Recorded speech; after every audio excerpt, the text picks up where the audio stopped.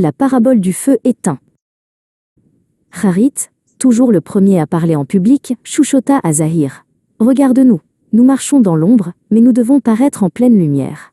Nous avons besoin d'un feu, non pas pour nous réchauffer le cœur, mais pour illuminer notre masque. Il désignait la communauté. Ils doivent nous voir, nous admirer, penser que nous sommes guidés. Zahir, avide de cette gloire passagère, acquiesça. Ils accumulèrent les matériaux les plus secs et les plus rapides à brûler, des brindilles de vanité, des feuilles de demi-vérité et de l'écorce d'ambition. Ils n'avaient pas cherché un bois qui nourrisse une flamme profonde et durable, car la sincérité leur était inutile. Le feu prit, une flamme joyeuse, haute et crépitante s'éleva, jetant des lueurs vives et trompeuses. Pendant un instant, leur entourage fut inondé d'une clarté spectaculaire. Harith se redressa, se pavanant. « Vois, Zahir, nous sommes éclairés. Nous sommes les phares de la nuit. » Mais cette lumière n'était qu'une illusion de sûreté, alimentée par la nécessité d'être vue, non par la chaleur de la foi. Elle n'éclairait que la surface des choses.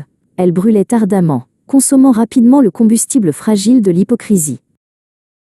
Alors un vent sec, froid et impitoyable, se leva. La flamme, n'étant pas ancrée par la résilience de l'ikhlas, la sincérité, se mit à vaciller follement. Le feu, ayant accompli son rôle de spectacle, commença à s'éteindre à une vitesse effrayante. Il n'y avait plus rien à brûler.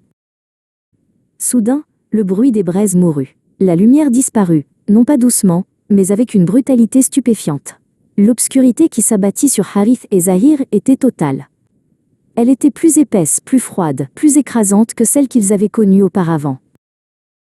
Ils trébuchaient. « Où est la lumière ?» cria Harith, mais sa voix semblait étouffée, sans écho. Zahir cherchait une issue, mais ses yeux ne distinguaient rien. L'hypocrisie avait volé leur sens. Ils étaient devenus sourds au rappel, muets devant la vérité et aveugles à la guidance. Telle est la parabole de ceux qui ont échangé le droit chemin contre l'égarement. Ils ont acheté l'obscurité au prix de la lumière.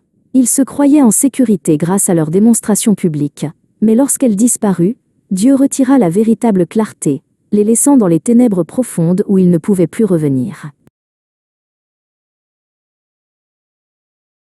Le nifaq, ou l'hypocrisie, est un feu qui ne se consume que lui-même, laissant derrière lui une cendre amère et une nuit sans étoiles. Gardez toujours votre cœur pur, car seule la lumière de l'ikhlas, la sincérité absolue, ne vacille jamais, et seule cette lumière mène au salut durable.